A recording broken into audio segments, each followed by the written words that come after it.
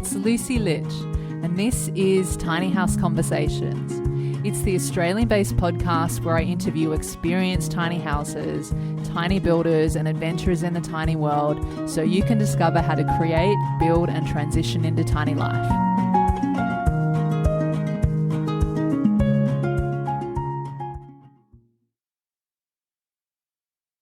Welcome back to another episode of Tiny House Conversations. Joining me on the show today is Phae Barrett, who is a co-founder and co-organiser of the Tiny Homes Expo, Australia's largest tiny house events, where you can walk through many different tiny homes, you can meet tiny builders and other aligning businesses, and you can also learn lots about tiny house living through the experienced speakers and experts in the Australian tiny house space. And in this conversation, we talk about the evolution of the Tiny Homes Expo from the first show until now, Phae's view on why it's so complicated and a lengthy process for tiny houses on wheels to have clear guidelines and regulations across the board. There was also lots and lots of council talk, including some behind the scenes that Phae shares about her dealings with several councils. We also talked about how you can advocate for tiny homes in your local area and community. Phae also shares some positive stories about people living in tiny homes and how it has literally changed their lives, and so much more. Now, Phae's in a really unique position with the Tiny Homes Expos because she has conversations and access to, on a daily basis, many different tiny home builders, many different council members, including town planners, other aligning businesses within the tiny house space, such as around composting toilets, solar systems, wastewater management, tiny towing, and she's a wealth of knowledge as a result of all of this, and I feel like there's so much gold in this episode, and if you're particularly interested around the whole council side of things, you'll definitely want to tune in. So let's not wait any longer. On to this tiny house conversation with Phae. Hi Phae, thank you so much for being here on Tiny House Conversations. It's so good to have you. Hi Lucy, how you going? So good. How are you? Good, very hot up here in Queensland where I'm working at the moment. So just warm. I hear you.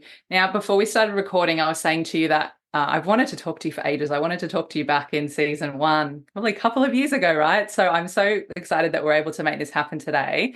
And you're the organiser and the creator of the Tiny Homes Expos here in Australia. I would love to know, before we dive into a bit more about the expos, is to just understand your story and how did you even come into the tiny house world? Where did your story start? A long time ago, 2014 would have been when I was first seeing tiny homes. I was a single mum with 2 children, and everything I ever did to try and house myself was always difficult. Whilst we've got a housing crisis in Australia now, I live on the Sunshine Coast and we've had a housing crisis for as long as I can remember.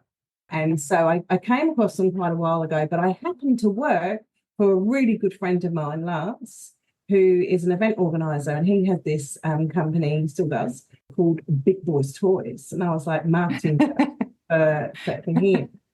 And I'd been thinking about it for quite a while, going, these tiny homes, and I'd done a lot of research on it. I wouldn't say I pitched it to him, but I kind of went and said to him, look, I've got this idea. It's a bit, like this, that, and the other. At the time, which was back in 2018, he patted me on the head and said, I'll help you with your little hippie show if you like. Because I think that's really what he thought it would be. So he's had a real awakening to the tiny home movement because, of course, from day dot when we first did it in 2021, it's never been a little hippie show, that's for sure. It's quite the opposite. He's been absolutely stunned at its success, and I think we had great timing as well for coming to Australia with the whole package. Absolutely. I'm wondering if Lance is eating his words now or like having to hear that, I told you so. I tease him about that all the time. Okay? Yeah. Oh, that's so funny. I think you're right. I feel like you guys came in such a good time because even I think right before 2020, I know for me it was like 2019 when I first went to a tiny house event. It wasn't yours. I think it was just before. Well, actually, I'm not sure. when your first one was. Maybe we can talk about that. But to 2019, and then sort of since then, it's just grown so much, and there's so many more builders, and there's so many more people looking into living in tiny homes, especially for the long term. So I think you guys definitely came in at a great time. And I'm wondering what it was like that first Tiny Homes Expo that you had. Is that up where you live in Queensland that you did the first one? We call that our flagship Yeah. show, you know, Yeah. So what was and the first one like? it was hell. It was in the middle of 2021. We'd already had to postpone it a couple of months because of a lockdown. And then there was Yeah. a big outbreak. The houses had arrived and we're setting up in the field, and there's an outbreak. And we are so going to be shut down. We know it. Everyone else knows it. Event organisers like had a portal, if you like. We had to do these massive plans and involve Queensland Health and everything else. And we know that we're going to be shut down. However, the footy was on. The footy was on that weekend, and they were going to shut down events. They had to shut down the footy. So that first Tiny Home Expo was saved only by the footy. I think the lockdown was on Monday, just after we finished. Oh, wow. Yeah, I remember that. Oh, wow. How's It that for was your first full. Tiny Home I know, Expo yeah, in the middle of a houses, pandemic? a lot of the Yeah, houses got stuck over the border. They weren't allowed to cross right. the border, so it was a little bit smaller, especially in compared to how Yeah, they run today. I think getting that one up and going was really yeah, intricate to the success that the rest of them have had, and we've grown, as we've gone forward. And I yeah, think the other thing that was interesting is that I think a lot of people would have come to those first expos and gone, just like I said about Lance. Oh wow, it wasn't a little hippie show. It was it was quite a big show, and the audience for tiny homes is broadening. yeah. And without a doubt, some of the people that came and visited in 2021 came back in 2022 or 2023 as builders or as suppliers to Yeah. the market or involved Yeah. in the market in some way. I'm so curious about sort of the journey of you just described the first one, and then you've been running them for a few years now, and I'm sure there's so many things that you learn along the way, and you're having to adapt because of the growth of the industry, whether it's new builders coming on board, whether it's different demographics of people, and then also the education aspect. So are you able to just let us know if someone was curious and maybe they've never been to a Tiny Homes Expo, and maybe they've even just started to hear about this thing called a tiny house, what can they expect if they're going to come to an expo today? Well, for one, they're going to see a lot more tiny houses because there are a lot more builders. I can give you Yeah, statistics. I've got no problems in telling you that yeah, when I presented Lance with those statistics at the beginning, I found 39 builders in the whole of Australia. I yeah. can guarantee you that right now we've got well over 300 tiny home builders in Wow. Australia. So that's the kind of growth Wow. between 2018, 19 to the beginning of 2024. And I can also tell you that give or take a week or two, never a week has gone by without a new builder phoning me up. In fact, just before this podcast call, I got a phone call going, "Hi, I've just seen an ad, and we've just started out, and I just see that you've got these expos, and how does it work?" And that will be almost a daily phone call. That I will get a call like that. So a lot of people are very attracted. One of the reasons why they're attracted is because, and I love this story. I've got this wonderful exhibitor in New South Wales, and he has been a builder his whole life doing renovations, kitchen renovations, and stuff like that. He'd been looking at tiny houses, but just thought people wouldn't want them. Found out about the expo, phoned me up and said, "Do people want them?" And I said, "Boy, oh boy, yes, they do want them." And he transitioned. And one of the reasons why he transitioned to doing tiny houses from what he was doing is because he could never get his sons involved, and he always wanted to be such and such and sons. And they came and got involved, and it's young and it's hip. And the other thing they love about it is that they can be way more creative. He said, "I've done the same renovations." And he said, "I wish I'd done this 10 years earlier."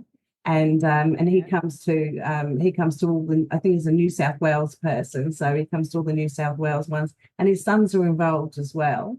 And he's just really happy, and he gets to be way more creative with what he can do. He just loves it as a builder. It's given him a new lease of life. Yeah, yeah. And I hear that a lot too from just speaking to different builders. And I know that a lot of them come to the tiny house space. Some of them were builders for a really long time, maybe doing residential or commercial or other things, other types of buildings, and then sort of transitioning to tiny homes. And then I'm also noticing and that, there's some of the builders I think that or the building companies that where you've got the project managers, and then they're bringing in licensed professionals to do all the building and all of that. I'm curious about, are you seeing like different trends of where different tiny or new tiny house builders are coming from, like different sort of coming into the space for different sorts of reasons? So you talked about like that example there of renovators, and what else are you seeing when it comes to new tiny house builders coming on board, and from where and for different reasons? I think there's a lot of intrigue from bigger companies that are looking at doing tiny homes, although there's not that many that have actually transitioned because they need to understand the market. And at the end of the day, it comes from the tiny home movement, and people that come in from big firms to the tiny home industry, they're not aware of that movement so much. Whereas your builders who are what I would call a husband and wife team, that really understand the movement. They sort of like come in and they come up through that movement, and they understand the customer, they understand the values of tiny houses, they understand the ethos of tiny houses. And I feel that they do really well because they understand where people are coming from. In saying that, the market's really changed as well. So it would have been mainly the tiny home movement. People wanted to be more sustainable, less staff, more freedom, all those reasons that people were obviously thinking about a lot during COVID, which was when I would say, I'm going to call it a boom, although I don't like that word, but tiny homes boomed just after COVID as people were rethinking their lifestyles. But the reality is that after all the, COVID boom, there is what we're now seeing as housing shortage, rental crisis. And out of that, unfortunately, has been born a new market of people that are literally looking for just a small house because they can't afford a big one. And there's a lot of education that goes into that. You would understand that as somebody who lives in a tiny house. You can't just walk up to a builder and go, I want this big mansion. Can you just shrink it down and, it'll be a bit less money. It's not quite how it works. It's actually there's a whole lifestyle aspect to it. And so I love the fact that they can come to one place and look at so many things. So many people have it in their mind what they think they want, and come to an expo and are quite shocked at what they're leaving and with, I know exactly what I want, and it wasn't at all what they came to the expo with. For anybody that's never seen tiny houses before, it's absolutely fascinating to them. But it also really helps firm up the reality of what tiny home living is. You're right. Like there's definitely been, I think it's just a sign of what's happening in the movement, just in an overall sense. Maybe I'm just thinking about this actually as we're talking. Maybe the Tiny Homes Expo is a microcosm of the macro that's happening just in Australia wide, right? And also the world, what's happening in tiny houses. I'm curious because you talk there about like the different demographics of people. I feel like one of the Tiny Homes Expos that I came to of yours, I can't remember which year it was, but I was helping Bri with at the Park My Tiny House stand, and I remember speaking to so many people, and there was a mixture of, so there was long-term people, like long-term living people. There was also landowners looking into like the Airbnb side of things.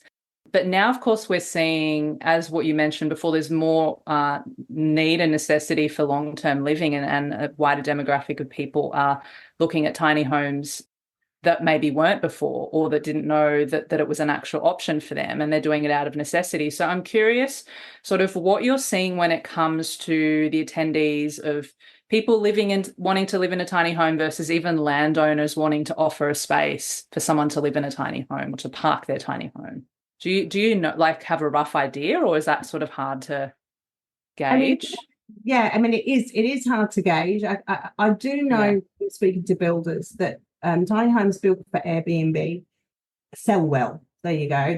They sell well, and they sell well because they're always the most luxurious ones. They don't have to have lots and lots and lots of storage options because they're going to be used just for the weekend.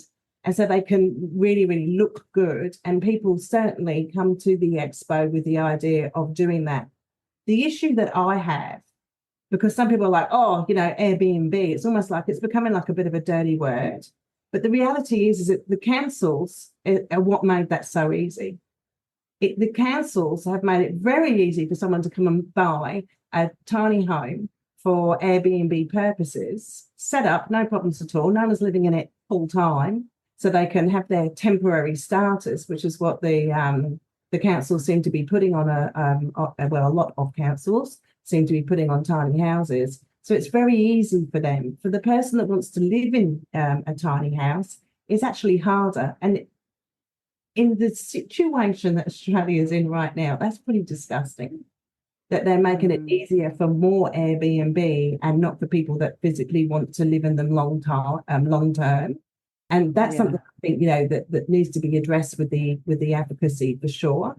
And we get a lot of land owners. I remember at the beginning of last year, I was just inundated with people calling saying, I was going to come to your expo. I've got land.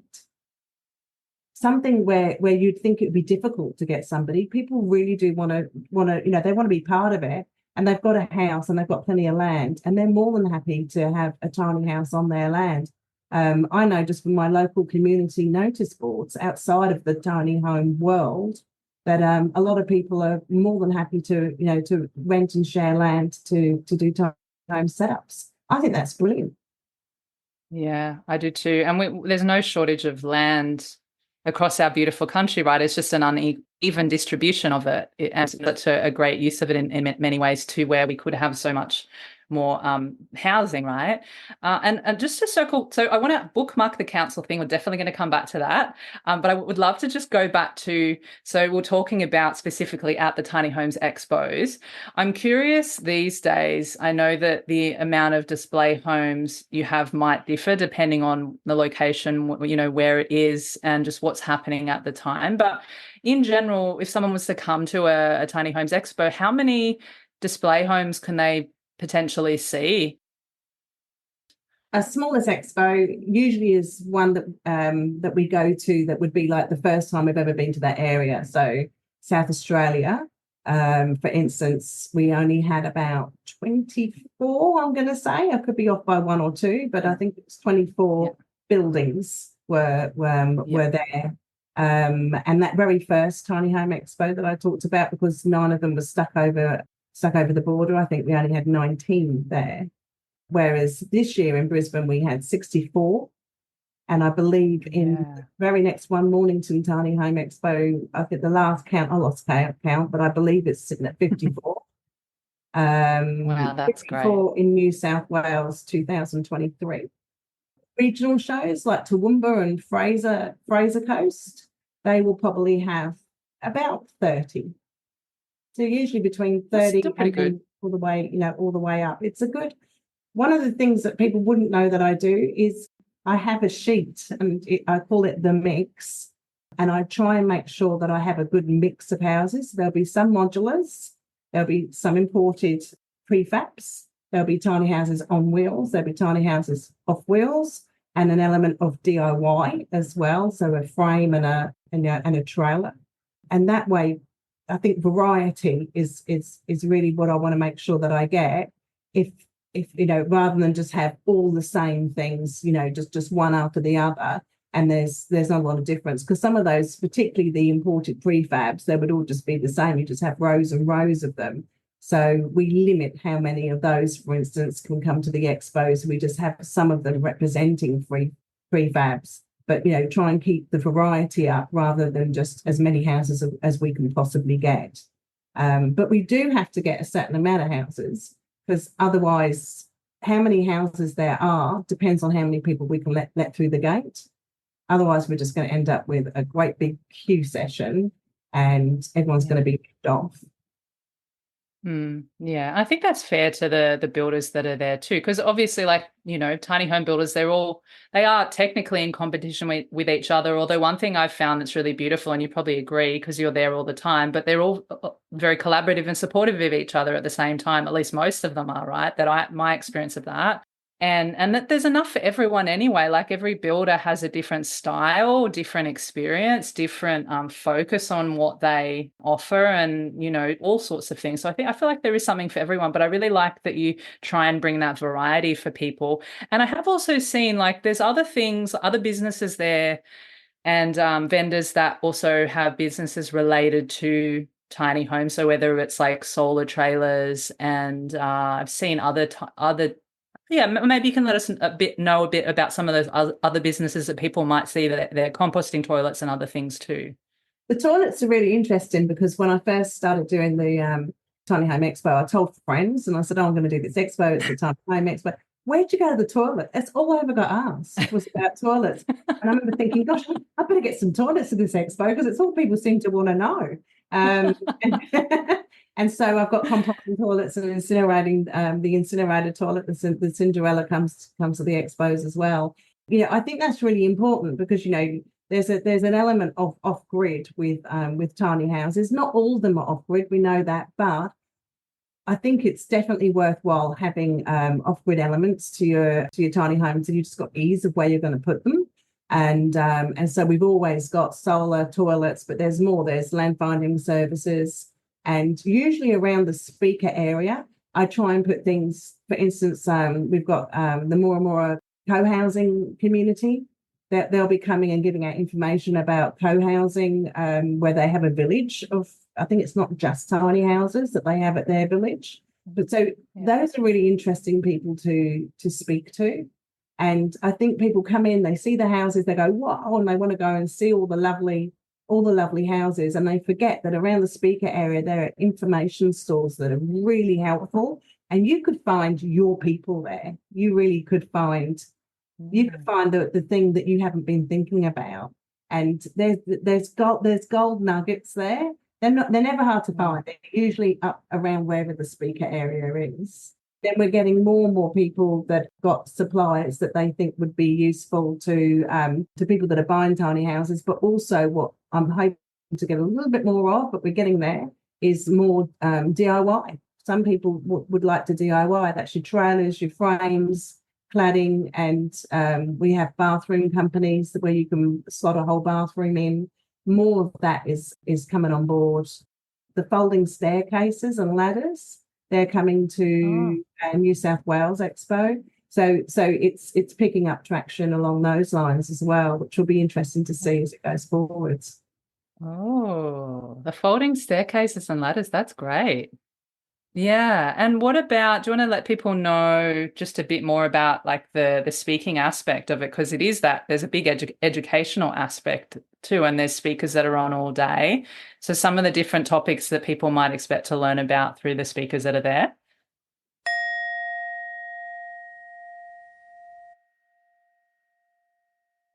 Just taking a quick break from the conversation to let you know, I'm now offering tiny house consulting. I get questions all the time about tiny house living and have lots to share from my own personal experiences of going through the design process of building a tiny, finding the right builder for me, living in a tiny home, as well as through speaking with guests on the show and beyond. So if you have questions about your specific situation and you want to dive deeper into where to start, preparing to transition into tiny living, how to find a parking space for your home, or talking through what some of the best options could be for you when it comes to creating your dream tiny life, just know that I'm here for you. You can head over to tinyhouseconversations.com/consult. I'd love to help you on your tiny journey. Now, back to the show. We try and keep the speaker hall itself as informative as possible for people that are looking to live tiny. So we talk about the solar and the toilets because it's always been a big question. We have Bryony Lover for talking to people about finding land. And I think so many people, you'll see on the comments of any Tiny Home Expo post and any other forum as well, as soon as you go, oh, wow, tiny houses, they go, yeah, but where do you park them? I can't afford the land. So, having that explained that you don't necessarily have to Yeah. have a great big block of land in order to have a tiny house. Then this year as well, I'm really excited about this guy, and I find him hard to explain. He's the ex-mayor of Adelaide, and he's a town planner. His name's Stephen Yarwood, and he calls himself a futurist. But the fact that he's a town planner and he understands all that side of things, and he sees tiny houses for every positive thing that they could bring to a community, to an environment. And he's a very intelligent guy, and he's quite funny. You say, he's a great speaker, and he talks about how homes could be in the future, and he also talks about the best way that to deal with the council from somebody who's spent his whole life in the council.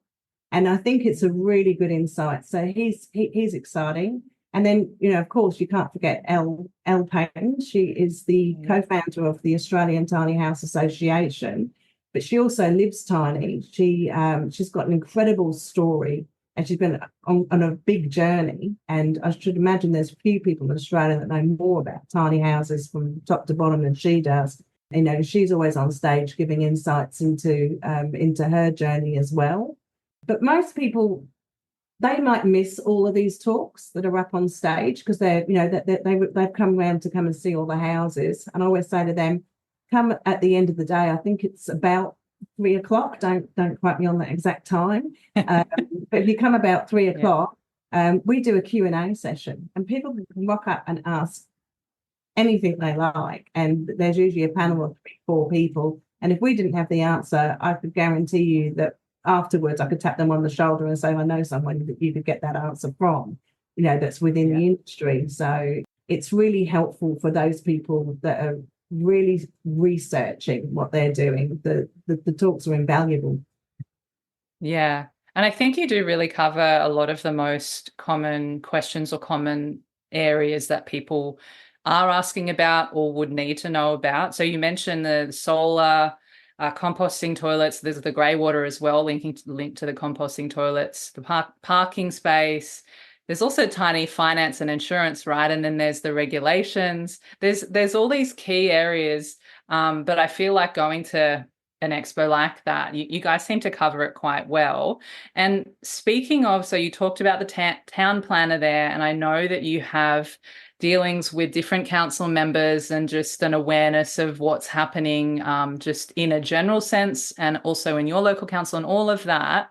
So I'm just curious, when it comes to the Tiny Homes Expos itself, have you had different council members actually want to come, other than, say, a town planner, but other members of council want to come and actually learn more about tiny homes, or maybe even see how there's a way to work together or some kind of collaboration? Or is there anything that you can share with us about that?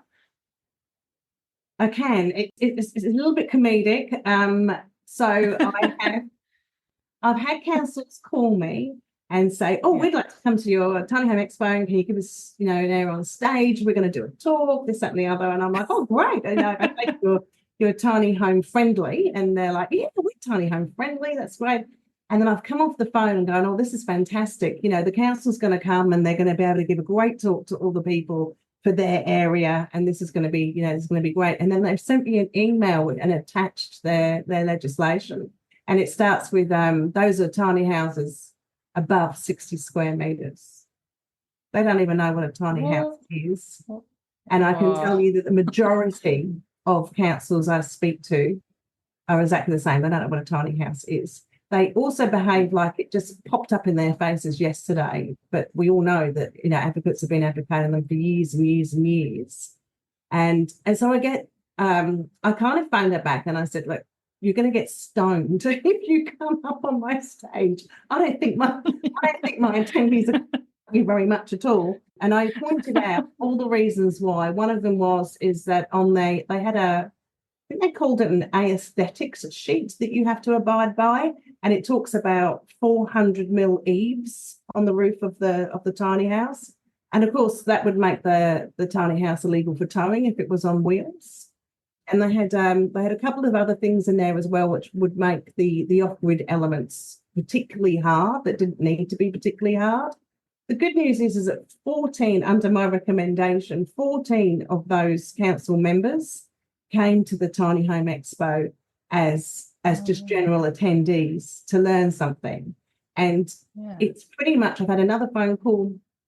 I won't say which council because they were just lovely, but it's a similar thing that they're missing the beat of it. And that's why we don't have them up on stage. They actually don't know enough about tiny houses to be up on stage to give any information in a coherent way that would be accurate. And so at the minute I've been inviting them. Councils, by the way, get free tickets. I go, come on in. I couldn't be more welcoming of them to come, but I would rather they came as attendees. I'd like them to come and see the quality of the builds. I'd like them to come and listen to some of the trauma that some people are going through trying to house themselves and how they're trying to make tiny houses their solution. I'd really like them to hear that. I'd like them to hear all the different answers that they get from councils, sometimes the same councils. So one council can give 1, 2, 3 different answers to one person that's trying to work out if they can have a tiny house on their land. Ultimately, this should lead to good advocacy. The councils have everything all laid out on a field. They have experts, builders. They can inspect them for safety themselves while they're there. They can get a really good idea of not only what the industry is like, but how people feel towards them. And, we all know that, when you have a council such as Mount Alexander coming out with what they've done and Esperance, you're going to have a look at the comments that people make, even people that aren't going to live in tinies and aren't into tiny houses at all. They still give a nod and go, good move, that's fantastic. No one's gone, oh my God, have you seen that council's going to allow tiny houses? No one ever says that. So it's good for their connection to their own community to acknowledge tiny houses and that people are interested in living in them and maybe renting them out, which would ease the rental prices. So I think it's good all round, but I think councils should come and learn, not come and talk on my speaker hall. Yeah, I think it's time for them to listen, huh? And I really, there's so many great things that you said there. I like that you pointed out the trauma aspect because I say this a lot on the podcast, but just talking to different people offline too. It's like people are living in tents. There's small children as well on the streets, in cars, and who knows where else. By the time we wait for councils to do anything, like these people are suffering, right? And it breaks my heart, and I know it would be the same for you. So I'm wondering, just with all of this stuff in mind that you just spoke about, and this might be a really loaded question, but let's see how we go. What do you feel from just your experience and what you're seeing and noticing? What's the disconnect there? Like everyone has a different perspective, I think. I'm just from speaking to different people, but what's the disconnect? Like, why is it so hard to get all the different pieces together? You said that they've got, everything that they need there. They've got builders, they can do inspections, they've got town planners and all the rest. What's the hold up? It's normally, oh gosh, I mean, without trouncing all over their heads, the council, their government, you usually go so far with them, and then you get some guy in a suit with glasses on that's, they went to university for a long time, and they will usually trounce it, and they'll trounce it based on the fact that they don't meet national construction codes. And then off we go down that line, and I'm looking, I'm not sure if I'm meant to be looking at at your house. I can see you're in a tiny house, and I can tell you now that those stairs behind you don't meet the national construction code. And then off they go down rabbit holes. And they also bring up stuff, and it really irks me. They bring up stuff. Often a really good argument for the council is that it will increase traffic, say, for instance, to a road. So I live on a road, and let's just say 3 people on this one road decide that they're going to have a tiny house in their back garden or, on their acreage block. And they go, oh, that would increase traffic up and down the road, and that's an issue for council. And I think to myself, yeah, but I mean, they could also sleep on my couch. You can't stop them sleep on the couch. That would increase traffic. So what are you going to say? Oh, people can't have people sleep on the couch or in the loft or in the spare room. If my parents want to come and stay at my house, which is another reason why people have tiny houses on their land, is so their parents can come and live with them. But they could also live within the house and just be a bit more cramped. So as far as I'm concerned, the traffic increase thing, which comes up at every council advocacy meeting I've ever been to, I mean, that can just go out the window. And another one we get a lot is the aesthetics. It's in the town planning that they must be fitting with the environment. And I usually answer that with, you've obviously not been to a tiny home expo. They are pretty as. They're not ugly things. They're easy to make pretty. Most of them are on the back of land, not right at the front, on the very verge for everyone to see as they're driving by. There's a real thing there. So then what they'll throw at is the fire safety. And there's a lot of other issues as well. You need an ambulance, where would they come to? You haven't got a proper address. Are you are you number 11 Tiny Street, or are you 11 up the back of the tiny house, Tiny Street? So there's little things like that. Those are all very overcomeable. So the ones that are difficult to overcome are your fire safety, because this is Australia, we're always on fire, that, and also the environmental department of the council. They really do have an issue with where your grey water goes. So then what you do is you speak to somebody who wants to go tiny, and you mention grey water, and they go, no, I've got that all sorted out, I'm getting a compost toilet. And I go, no, you didn't come to our speaker hall. Your compost toilet is your black water. That's your sewerage, that's your wastewater. Very easy to overcome with most councils, believe it or not. And I see it on forums all the time, everybody banging on about how councils don't like, composting toilets. It's not exactly true. That they don't have so much of an issue with. Grey water they have an issue with. And people need to really look into what they're going to do about their grey water and what the council will accept. And the answer I get most of the time is, grey water's okay, just what we put down the shower and what we put down the sink. And we're really nice eco people, so we're just going to water our plants with it. And there's your problem, because the way a council will look at you is the worst possible scenario.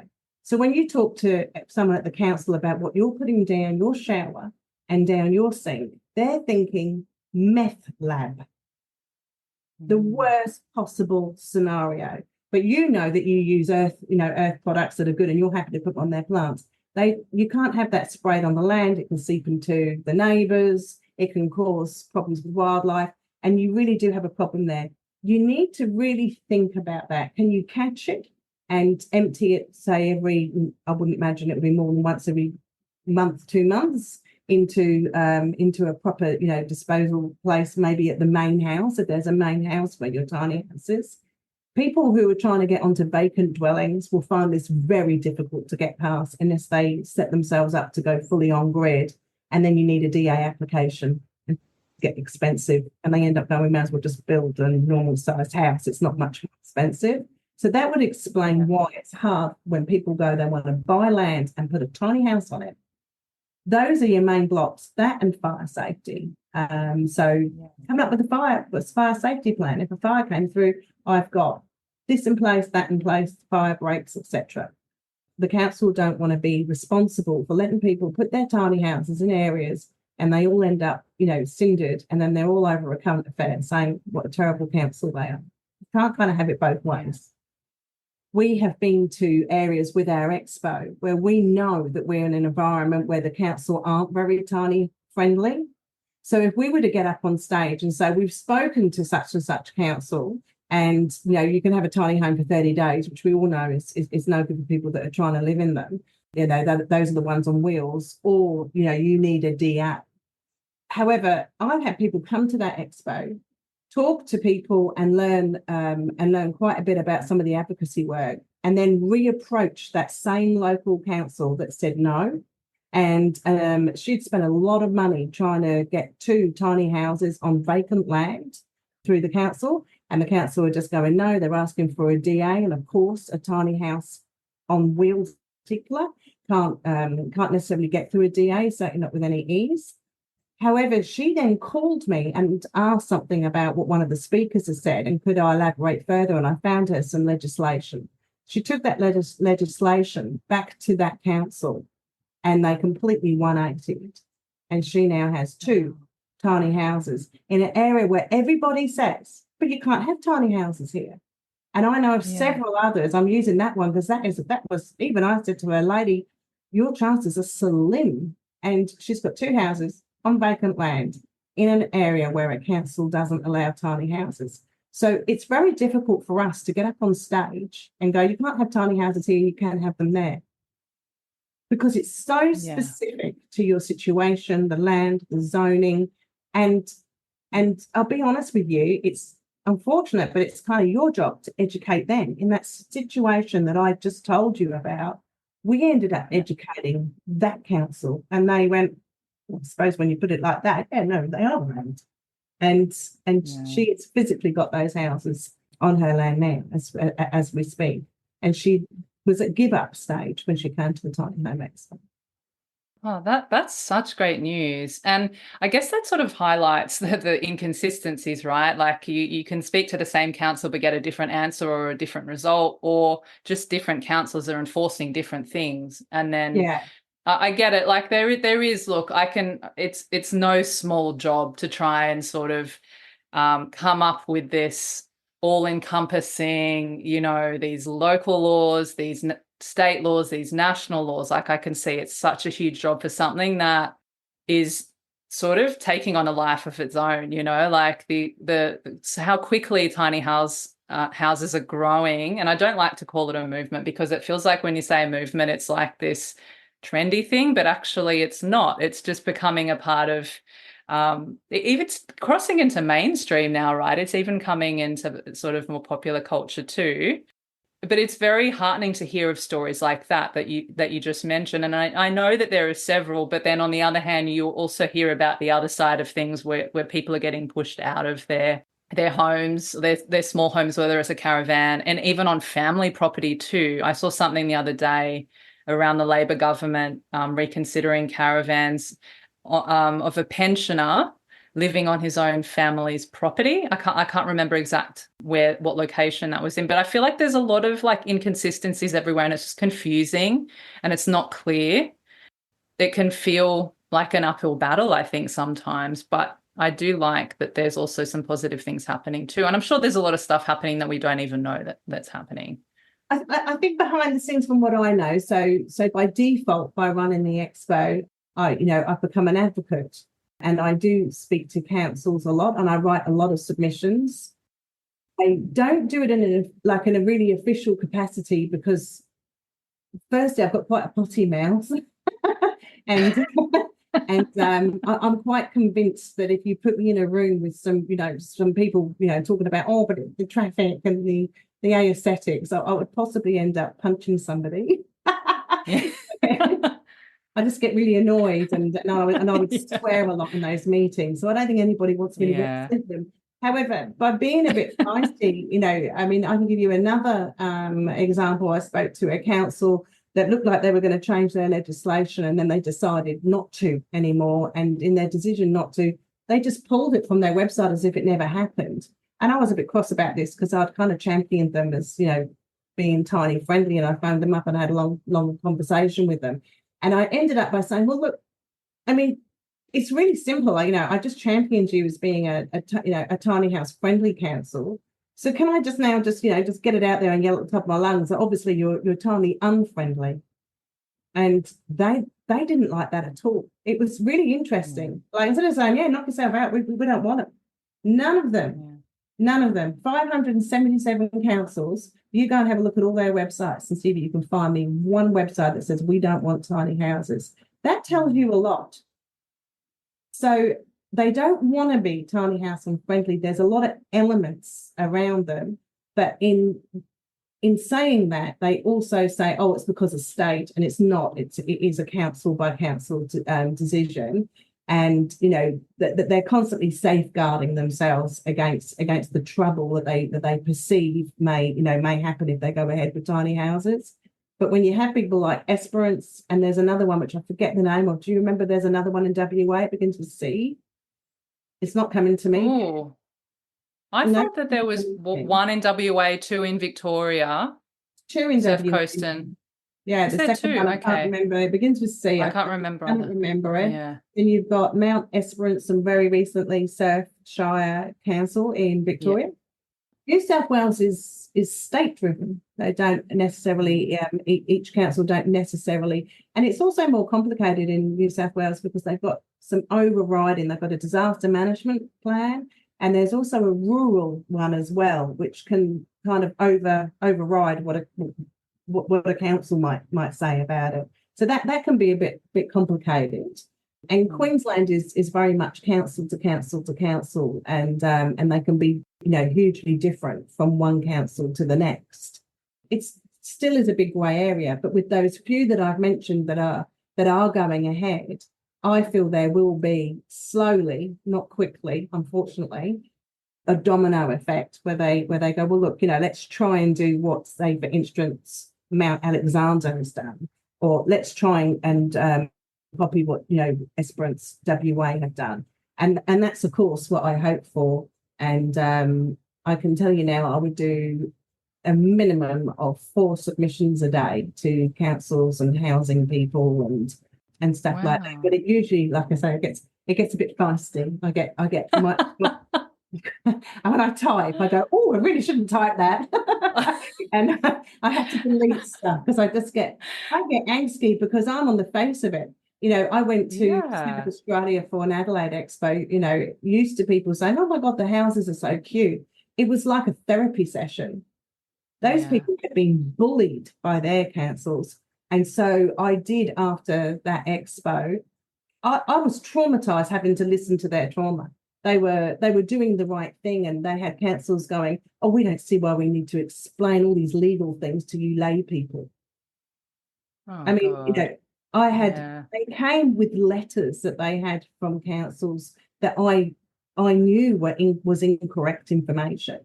And they were just literally just trying to get these people, off their back because they didn't want to deal with it. And so I collated as much evidence as I could, and I've done an official complaints investigation into those councils in South Australia that I feel have, for no reason, and I can only call it, the word is, they bullied people, and those people were at my expo in tears, holding up their elderly mother that they were trying to house, people that were financially devastated. Their lives were literally over. They just literally, that they would have been happy to get an approval on a box and just fall into it. That can be the state some people get to. People are queuing up to house themselves, but the councils aren't letting them. And that's true. I see it at expos. People are queuing up to come and have a look at an alternative way of housing themselves, and then getting home and finding up the council or speaking to a friend who knows those. And that's where they're stopping themselves. So some stories are really traumatizing. And then I have wonderful stories like the lady that came to my expo having never heard of a tiny house. And she's now got 2 tiny houses with her family of 6. Oh, that's And she's lovely. put them together in an L shape, and she's actually not that far from me. And she wrote me the Yeah. most adorable email about how life-changing it was for her Oh, to discover it and to go through with it. And she says she wakes up every day secure. No, she's not in no rental. She owns those houses. She's owned the land on it, but she doesn't need to because she feels very comfortable where she is. And she said, you can't explain what that does for people, and being part of that story is obviously one of the things that inspires me more so than anything.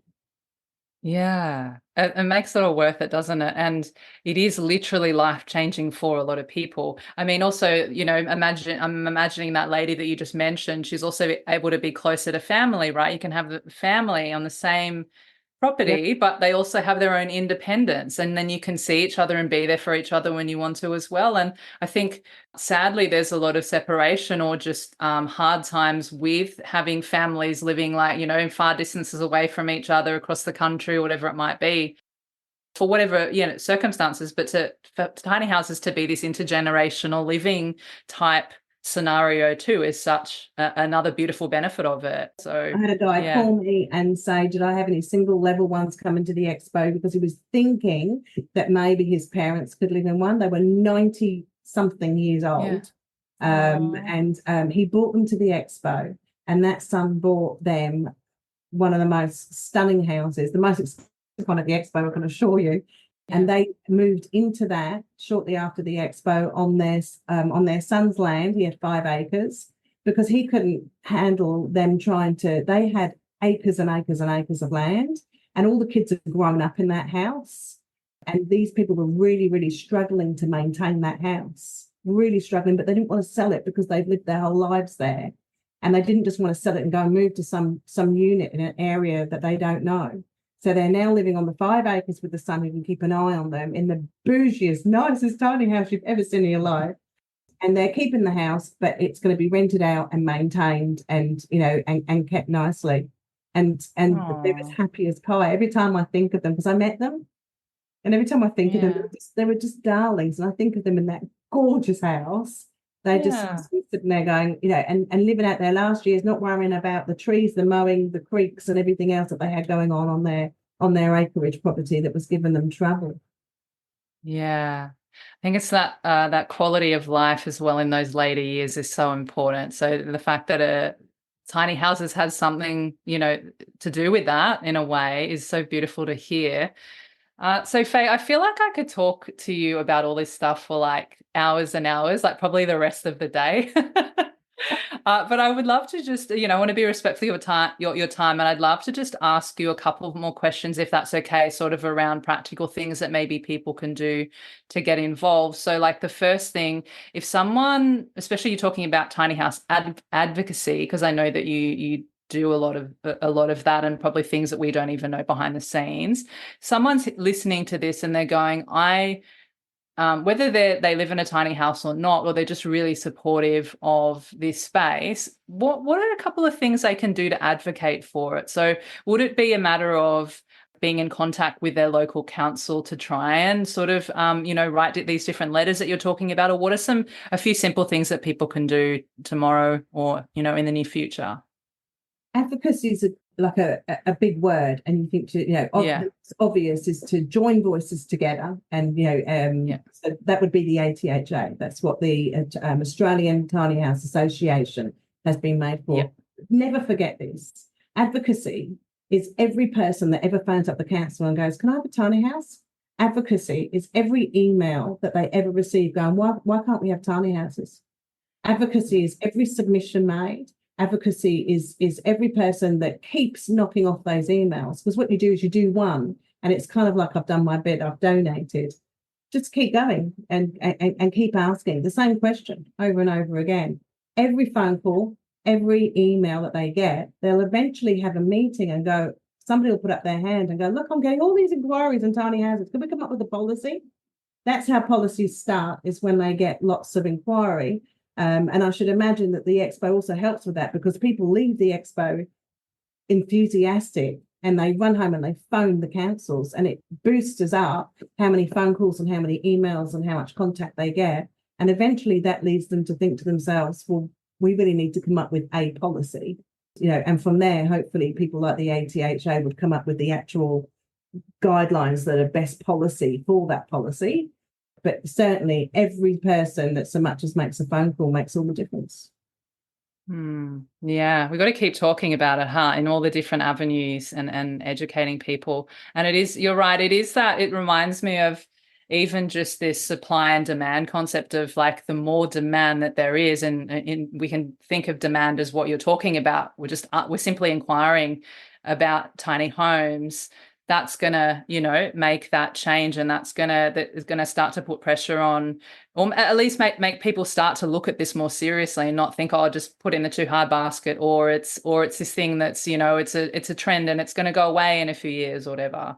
So I really love that, and that's something that all of us can do. Absolutely, And yeah, everyone yeah, can roll that way. I think when you say the word, advocate, People feel they've got to go and get a sign and go and, go Yeah. wave it around outside Canberra, and not Yeah. necessarily go just to your local council Yeah. and drive them mad. I do. Yeah. I Yeah. go, Yeah. oh no, it's her again. We need people I like drive you them though in crazy. those places. Yeah. Yeah. We need people like you though, Faye. I feel like you would be such a great person to just plonk in the middle of Parliament or something. You know what I mean? Like, and I can just imagine your conversations in those rooms that you're talking about in those board meetings. Well, I feel like we actually need people to just pipe up and, be feisty. And I also would imagine it would be quite hilarious to be an observer and a fly on the wall in those types of meetings. But I think we need it, I'm in a very comfortable and your passion. situation though, because Yeah. I can come up with Yeah. stories. And if I don't Yeah. have the answer to something, I could phone up every builder in the country. And I've got, I've being at those expos, I'm around a lot of information at my fingertips. So it's Yeah. really quite privileged to be. Remember, this is 365 days a year. It's my full-time job. So I'll get off of Yeah. this call with you, and there's no doubt I'll speak to 3 builders and a wastewater management person today, and all different people. So it all adds up to me being able to be resourceful to speak in those kind of situations. And if I wasn't just a bit of a feisty person, I probably would do it more often. But I went to a meeting once and a councillor stood up and said these exact words. They said, I just don't get it. Why would people want to buy a depreciating asset? And I thought at that stage, I'm going to hit her. Yeah. And I could not believe what came out of her mouth. People are trying to house themselves. Yeah. It's Yeah. not an appreciated asset, and I was furious, and I didn't like how I felt. And so Yeah. advocacy for me, it's difficult for me because I get really passionate, really Yeah. like maybe too passionate to do it. So I do it, but I always go, the ATHA are there for the changing of regulations. Yeah, definitely. I'll put a link in the show notes at tinyhouseconversations.com for ATHA as well. And just last question. So if someone wants to come to a Tiny Homes Expo, or if maybe they're a new builder or a new business that hasn't ever come to an expo before, and maybe they're wanting to find out how they might be able to attend as an exhibitor or whatever that might be, where's the best place that they can come to online to do that, and how can they contact you? Everything is really laid out on the website, Tiny Homes with an S, expo.com.au. There's exhibitor information on there, contacts, my phone number, my email, which is rare, as you know, on websites. People don't usually have, phone numbers and emails for better contact other people. Our frequently asked questions, we've really gone to town on those to thoroughly answer people's questions. People want to know why, the staggered entry, we realise it is a pain in the backside for some people, the cost of the tickets, etc. Even that is explained on our frequently asked questions. I've seen events that have imploded because, I don't want anyone turning up and queuing for hours and hours and hours to go and see a house, or being unable to get a seat in the speaker hall because we've got so many people coming to the events. And if we made it super easy for everyone, trust me, everybody would just rock up for a look and it would literally implode. I've seen it happen. It's not that I think that it may happen. I've actually physically seen it happen. So we kind of control the event quite well to give people a good experience where they can come and learn and meet people if they want to, or they can just come and browse houses. If that's all they want to do, that's fine. But it's just in a more controlled way. Yeah, absolutely. I love that you do it also intentionally. And just as we close out the conversation today, Faye, is there anything that you feel like we haven't covered, or you wanted to just round out the conversation with today based on what we've been speaking about? I think we covered quite a bit, didn't we? Especially We did. things that everybody wants to know. Everyone wants to know. Yeah, they don't ask about toilets so much anymore as they do about council. I think I'd like to round out that sometimes I know there's communities out there and charities out there. And I would like to round it out by saying, I don't think they realise that I would love to get a call or an email from them. They don't have to be an exhibitor. We don't charge everybody thousands and thousands of dollars to come along. If I feel that they're a learning opportunity that is positive for the tiny house community, I will include them in the expo in the best way I can. The expo in itself, as far as I'm concerned, is a platform, and it's for everyone. Do you know what I mean? And so I would love to have more of that kind of thing happening at the expo. I feel they're just scared to contact, it probably costs us a lot of money or something. Not necessarily. Not necessarily at all. We just want to hear from you. And if you reach out to me, you nearly always get a reply. Absolutely. And then also, if you're a council member listening to this and you want to come to the expo for some education, send me an reach email. out to Phae as well. I'll send them tickets, anything to get them going there and get the conversations going. That's what it's going to take. And people sort of say, why don't you invite all the councils? The problem I have is time finding the email for the right person to contact. If it goes to the reception lady, it's not going to go anywhere. We all know that. So sometimes I just say to people, send me, if you know someone in council who can make a difference, just send me their email and I'll reach out to them myself and say, look, I'd like you to come along and have a look. Finding each and every responsible person in 577 councils isn't easy. I can see that there is sort of progress starting to happen. It is just at a very slow pace, but I think that the Tiny Homes Expos are such a huge part of what's helping educate people, what's helping people give hope, I feel too, and then also pushing this space forward. So I just want to say, first of all, thank you so much for what you do with the Tiny Homes Expos, for the tiny house community, and for being such a passionate, fiery, inspiring advocate, but also just a really open and warm and friendly person that just wants to do the right thing, that just cares about, all of this and people and getting roofs over heads. Thank you for all that you do in that space. And also thank you for your time today and coming on the podcast. Thank you, Lucy. You're exactly the same back to you. By living in a tiny house and doing the tiny podcast, exactly the same thing. It's all about spreading out the news out there and giving people a platform with which to do it with, and you do exactly the same thing. So straight back at you, girl. Oh, thank you so much. That means a lot. We got to work together, right? It's all about helping each other and collaborating. And I just appreciate being in the space with you. So thank you so much again. And if you're listening to us at home, thank you so much for taking the time to be here. Make sure you go check out everything that Phae and the Tiny Homes Expos are doing. If you want to go attend a Tiny Homes Expo, we'll put the links at tinyhouseconversations.com, and stay tuned every Thursday for new episodes of the podcast. See you next week.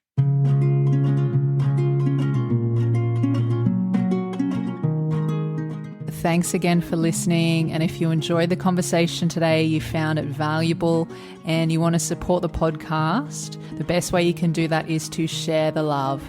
That way I can keep bringing you more tiny house conversations to help you on your own tiny journey. So here are 3 ways that you can support the podcast. Number 1, if you have a friend or family member that you feel would benefit from hearing these conversations, feel free to share it with them, email them, text them, send them a telegram, do whatever you need to do to share it with them. Number 2, if you hit the subscribe button, you'll know exactly when the next episode is live. And number 3, if you head on over to Apple Podcasts or wherever you're listening to podcasts and leave a 5-star rating and review. Thank you so much in advance. I appreciate you, and I'll see you in the next episode.